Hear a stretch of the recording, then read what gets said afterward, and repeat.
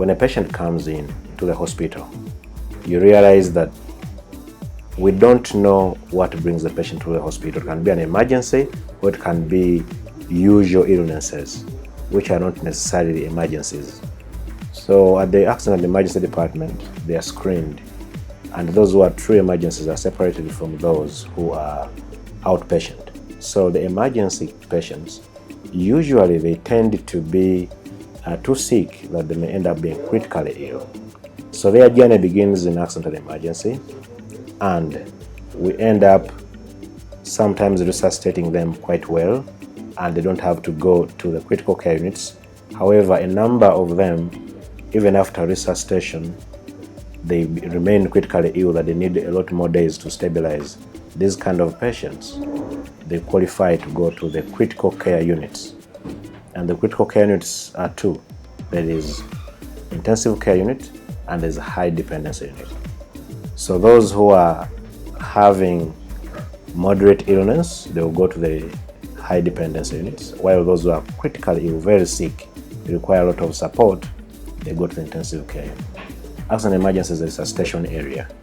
It is basically a unit where all patients who come in that they've been injured or they have very severe illness, be it infection, be it trauma, we handle them there to stabilize them within the shortest period of time possible. If they get better, we send them to the ward. Those who don't get better, they still have illnesses that require a lot of support. And the support means most of their organs are dysfunctional.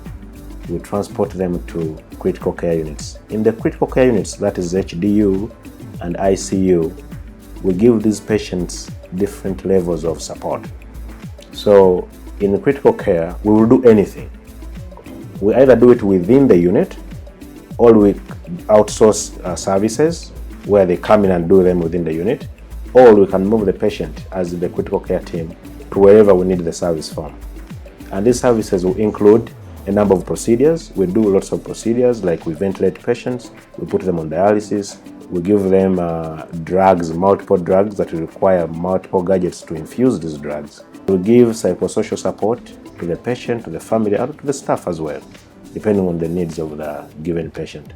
Internationally, when we are defining critical care units, we talk about ventilated beds and non-ventilated beds.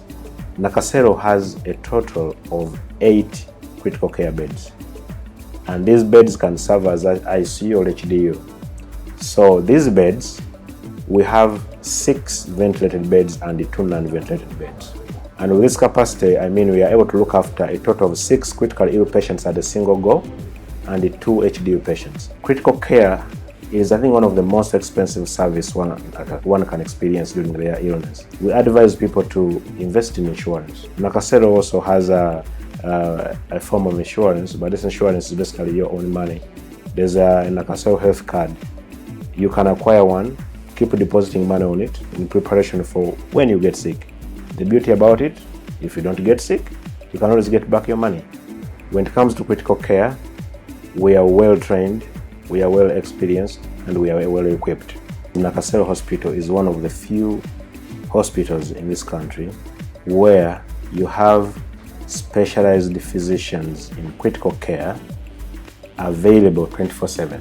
Any clients who comes to Nakasero Hospital is likely to get state-of-the-art critical care service within the shortest period of time.